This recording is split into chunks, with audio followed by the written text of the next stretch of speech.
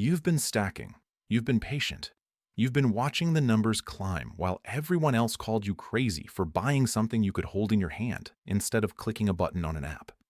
And now, with silver sitting above $70 an ounce, you might be feeling pretty good about yourself. But here's what I need you to understand right now. Right now. Because there is a specific, measurable, structural development happening in the silver market that most stackers are completely misreading. And if you misread it, if you make the mistake I'm about to describe, you could do everything right and still come out the other side with far less than you deserve. This is not a video about why silver is going higher. You already believe that. This is a video about the hidden trap that's sitting directly in the path of people who believe exactly what you believe. Pay attention. Let me start with a question that sounds simple, but absolutely isn't. When you say you own silver, do you actually own silver? I know that sounds insulting. You've got coins in a safe, maybe some bars in a drawer.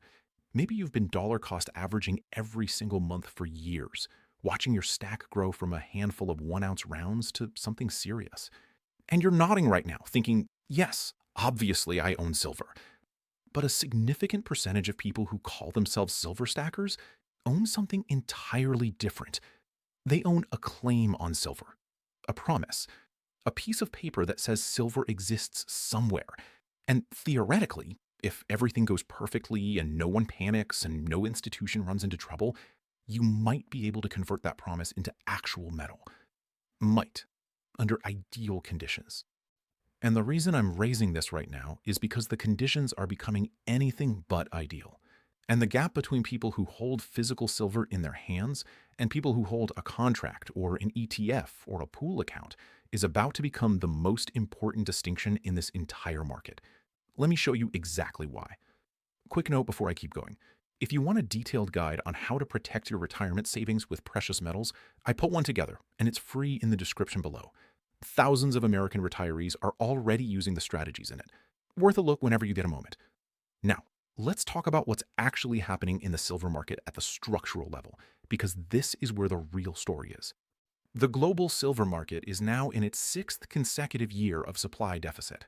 Let that number settle in your mind for a moment. 6 years in a row where the world is using more silver than it is pulling out of the ground. In 2026 alone, the projected shortfall is approximately 46 million troy ounces. That's not a prediction. That's not an analyst's forecast based on optimistic assumptions. That is a structural, mathematical reality that you can trace back to mines, to factories, to solar installations, to electric vehicles, to data centers. The demand is real. The supply constraint is real. The deficit is real. And yet, silver spot price recently pulled back from a peak that had been building throughout 2025, a year when the metal gained over 140%. People look at that pullback and they get nervous. They wonder if the story is over, if they missed it, if the fundamentals somehow stopped mattering. This is where the historical context becomes absolutely critical, because we have seen this exact setup before, more than once. And in every single case, the people who understood what was happening underneath the surface, not just the headline price, but the physical reality, those people were positioned correctly. The people who made their decisions based on paper price alone got hurt badly. Let me take you back to a story that almost nobody talks about in the silver community. And I'm not talking about the Hunt brothers yet. I'll get to them in a moment. I'm talking about the miners themselves. About something happening right now in the supply chain that most retail investors had absolutely no awareness of. The overwhelming majority of the world's silver, roughly 70 to 75% of all silver mined, comes out of the ground as a byproduct. It's not the primary target of the mine. Miners go underground looking for copper, for zinc, for lead, for gold, and silver comes along for the ride. What this means in practical terms is almost impossible to overstate.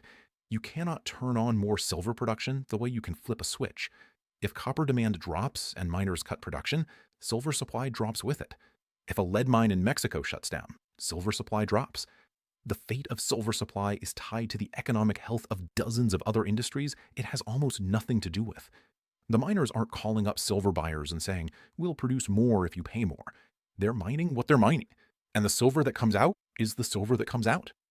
This is why the silver deficit keeps getting worse year after year, even though prices are significantly higher than they were a decade ago. Higher prices cannot simply summon new supply into existence when that supply is a byproduct of an entirely different industrial operation. The market cannot self-correct the way classical economic theory would predict. The deficit can persist for years, and as we've now seen, it has. Meanwhile, what's happening on the demand side is nothing short of extraordinary if you're actually looking at the numbers. Industrial demand for silver reached a record this year, over 680 million ounces consumed by industry alone. And the primary driver isn't jewelry, it isn't silverware, it's solar panels, electric vehicles, and increasingly the AI data center infrastructure that every major technology company on the planet is racing to build out. Here's something most people don't realize about solar panels. Each photovoltaic cell requires silver paste to conduct electricity. It's not optional. Silver is the most electrically conductive metal on Earth, and no manufacturer has found a way to replicate that performance at scale with a substitute material. Every solar panel that gets installed on a rooftop in Arizona, or a solar farm in Texas, or a massive energy installation somewhere in Europe contains silver. Permanently. It doesn't come back. That silver is consumed, and it doesn't re-enter the market. As solar installation programs continue to scale globally, that demand doesn't shrink. It grows, every year, on a trajectory that is hard to look at without feeling like you're watching a countdown clock. And silver's role in AI infrastructure is brand new and almost completely unappreciated by the average investor. Every server rack, every high-performance computing facility, every data center running the training processes for the next generation of artificial intelligence requires silver-bearing components for their electrical contacts, their connectors, their thermal management systems. The AI build-out that every financial media outlet is covering breathlessly is, at its foundation, a silver consumption event, and nobody is connecting those dots. Now I want to talk about the paper market, because this is where the wake-up call gets very specific for silver stackers. There are hundreds of millions of ounces of silver that exist on paper, in futures contracts, in ETF structures, in unallocated pool accounts at banks. And for most of the modern era, this has been fine. The paper and the physical moved together because there was enough liquidity and confidence in the system that it didn't matter much whether your silver was a claim or a coin.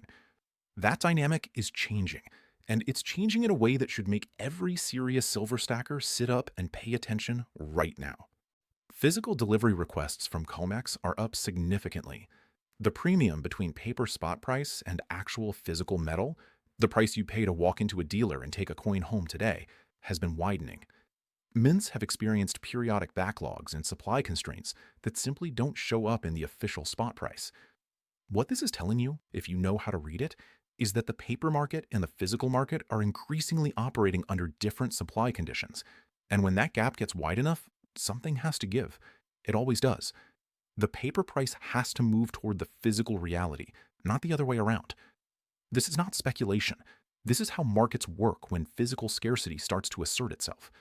The futures contracts have to price in the reality of what's happening at the vault level, at the dealer level, at the refinery level. And right now, that reality is tighter than most people appreciate. Let me take you back to the story I promised you, the Hunt brothers, because it's not the story most people think it is. Nelson Bunker Hunt and his brother William Herbert Hunt were among the richest men in the world in the 1970s. Their father, H.L. Hunt, had built an oil fortune of almost incomprehensible scale, and when he died, the brothers inherited a mountain of wealth. But Nelson in particular had become consumed by something beyond money. He was watching what was happening to the dollar in the 1970s, the inflation, the oil shock, the end of Bretton Woods, where Nixon had severed the dollar's link to gold, and he became convinced that the monetary system as it existed was fundamentally broken. He believed that hard assets were the only real protection. So he started buying silver, first in modest amounts, then in aggressive amounts, then in quantities that would later be described as an attempt to corner the entire global market.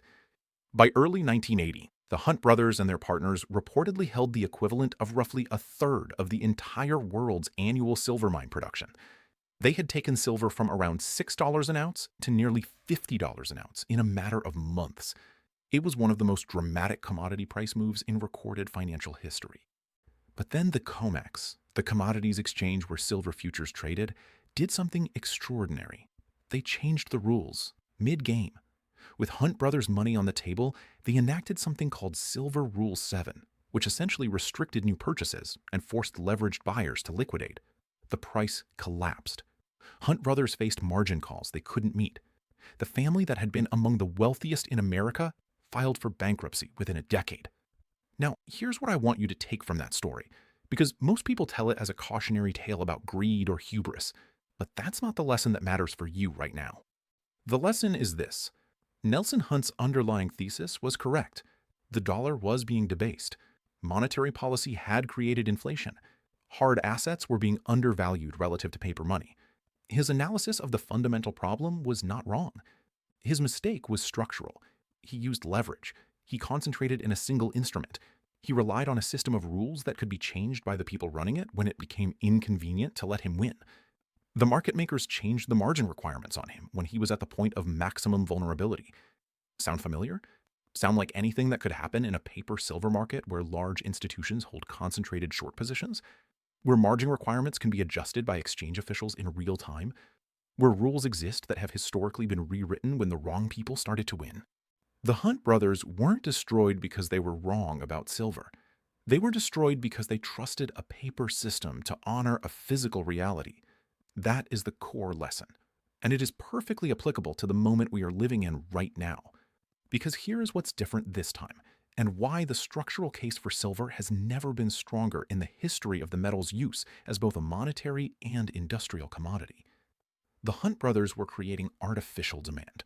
They were two extremely wealthy men using leverage to absorb supply from a market that wasn't structurally short. The deficit they created was manufactured through futures accumulation. When their buying stopped, when they were forced to stop, the market reversed. Today's deficit is not manufactured. It is not driven by one family's speculation or by algorithmic momentum buying. It is driven by the world's transition to renewable energy. It is driven by a global electric vehicle revolution that is still in its early innings. It is driven by artificial intelligence infrastructure that is expanding faster than most analysts can track. It is driven by 5+ consecutive years of mine production failing to keep pace with the things the modern economy requires silver for. You cannot force these industries to stop consuming silver by changing a margin requirement on a futures exchange. The solar panels still need the silver paste. The EV battery systems still need the silver contacts. The data centers still need the silver connectors. The deficit is structural in a way the Hunt brothers squeeze never was. And here is where I want to speak directly to the person watching this, who has been stacking for a long time and is starting to wonder about the bigger picture, about what all of this means for your financial security, your retirement, the life you've been building. If you've been stacking silver as part of a broader strategy to protect your wealth against currency debasement, against inflation, against the kind of monetary disorder that we are genuinely experiencing right now, you're thinking correctly. But physical silver in a safe is only one piece of the puzzle. Here's something worth a moment of your time.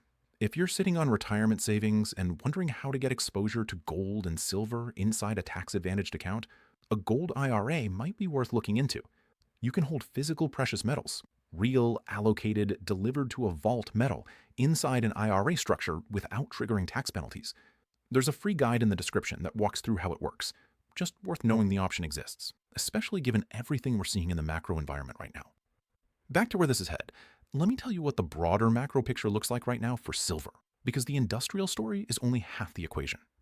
Gold is sitting above $4,300 per ounce. Think about that for a moment. When most of your neighbors bought their first house, gold was $300. When your parents started working, it was $35, because that's what the government said it was worth. The fact that gold is where it is today is not a gold story. It's a dollar story. It's a story about what decades of deficit spending, quantitative easing, and credit expansion do to the purchasing power of paper money over time. It's a story about what happens when central banks around the world collectively decide that dollars make a questionable reserve asset and start buying hard money instead. Central banks bought over 860 tons of gold last year. In the first quarter of this year alone, they purchased over 240 tons.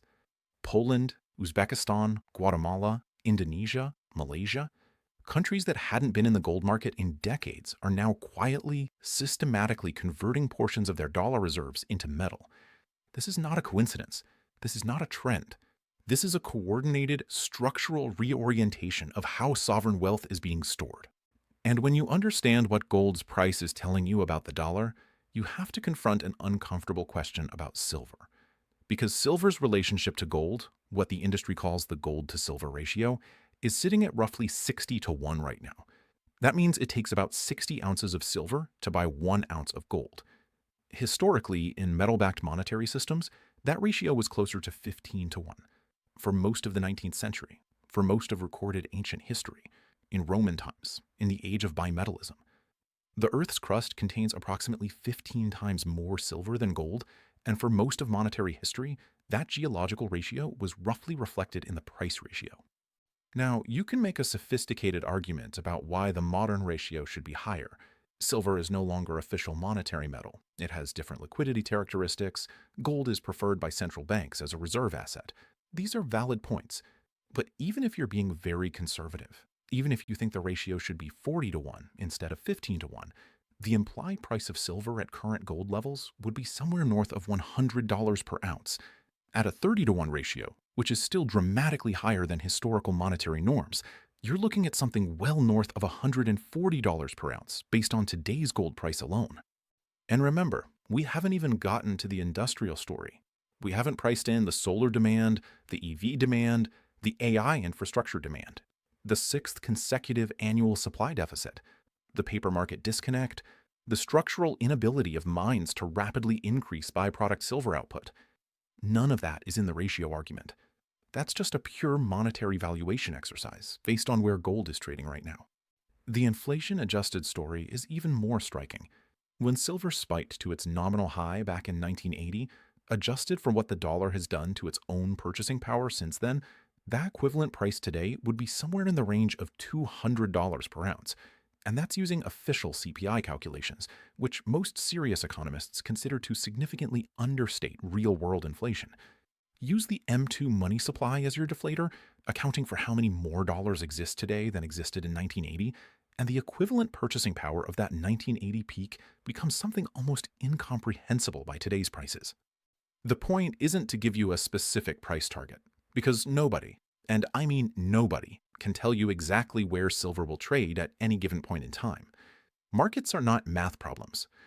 But what the data is telling you very clearly is that silver, relative to gold, relative to its own history, and relative to the dollar's own trajectory, is priced at levels that don't fully reflect the structural supply-demand reality it's operating in. Now, let me bring this full circle back to where I started, because I want to make sure the wake-up call lands with the specificity it deserves. If you are a silver stacker, here are the things you need to be absolutely clear on right now. First, what you hold matters more than how much you hold. A stack of physical silver in your possession is fundamentally different from a silver ETF or a futures position or an unallocated pool account. Not because there's anything necessarily fraudulent about those instruments, but because in a world where physical delivery is being requested more aggressively, where the paper to physical premium is widening, where the structural dynamics of the market are shifting, the person who holds the actual ounces holds the actual ounces. Everyone else holds a promise, and promises are only as good as the conditions under which they're being honored. The Hunt brothers held physical silver. They also held a mountain of leveraged paper contracts. When the paper system turned on them, the physical silver still had real value. The paper contracts destroyed them. You are not the Hunt brothers. You're not leveraged, you're not trying to corner the market, and you're not dependent on exchange officials to play fair. But the lesson about paper versus physical is timeless, and it has never been more relevant. Second, the supply story for silver has no easy fix. Unlike other commodities, where a price spike eventually summons new production, silver cannot be switched on in response to market signals because it isn't primarily mined for itself. The byproduct reality means the deficit can persist far longer than most traditional supply-demand models would predict. 6 consecutive years of deficit is not a blip. It is a structural condition with a momentum that doesn't reverse quickly. Third, the macro environment that is driving gold to levels most people couldn't have imagined a decade ago is the same macro environment that makes silver's monetary case compelling. De-dollarization isn't a fringe theory anymore. It's happening in real time. being executed by dozens of central banks who are quietly diversifying away from US Treasuries and into hard assets. The geopolitical tensions reshaping global trade aren't going anywhere. The level of sovereign debt globally, and particularly in the United States, isn't a problem that resolves itself without significant consequences for the purchasing power of paper currencies. These are not short-term trading themes. These are decade-long structural shifts that take years to fully price into hard asset markets. And fourth, your silver stack, as valuable and as strategically sound as it is, needs to be part of a broader wealth protection strategy. Physical silver in a safe is excellent, but it doesn't live inside your retirement account. It doesn't grow tax-deferred. It doesn't have the legal protections that come with formal retirement structures. And for people who have spent decades building retirement savings, people who have followed all the conventional advice, maxed their 401k contributions, accumulated real wealth, the question of how to protect that wealth against the things we've been discussing is one that deserves a serious, educated answer. Because here's what worries me about the conventional retirement model in the current environment. If you've done everything right, if you've saved diligently, and you have a substantial retirement account, the overwhelming majority of that wealth is probably sitting in dollar-denominated assets, stocks, bonds, mutual funds, things that go up and down with the market, things that are priced in the very currency that central banks around the world are quietly moving away from, things that get hurt by the same inflation that precious metals historically protect against. That's the fundamental tension, and it's not going away. You've been stacking silver because you understand something important about the world, about what money is and what it isn't, about the difference between an asset with real intrinsic value and a promise printed on paper, about the gap between official narratives and underlying realities. That instinct is correct.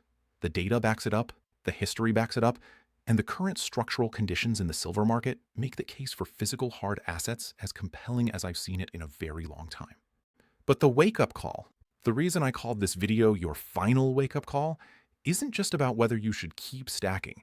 It's about whether you're stacking the right way, whether you're protecting wealth in all the places it lives, not just in the places that feel obvious, whether you understand the paper-physical distinction well enough to act on it when the moment demands clarity, whether your retirement savings have any protection against the same forces that are driving silver prices to the levels we're seeing today. If you're still watching this, that tells me you take this seriously.